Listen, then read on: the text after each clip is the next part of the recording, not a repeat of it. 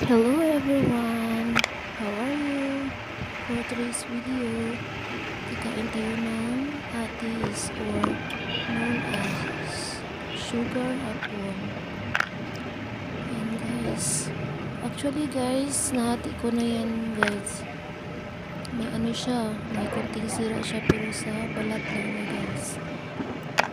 At ang tamis niya guys.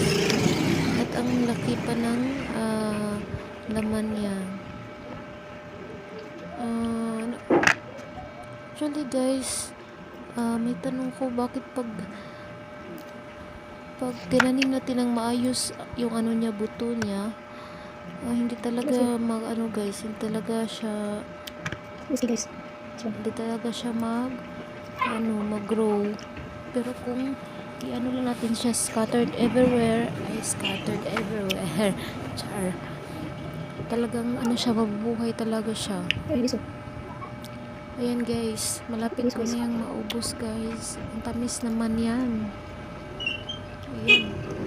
Samahan niyo akong kumain guys.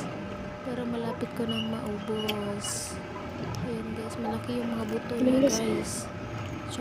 Actually may itinanim na ako niyan. At may nabuhay naman yung scattered everywhere. Sana all scattered. Ayan guys, malapit ko na maubos guys. Thank you for watching guys. That's it. Please subscribe guys sa my YouTube channel para updated ka sa aking mga susunod na mga videos. Thank you.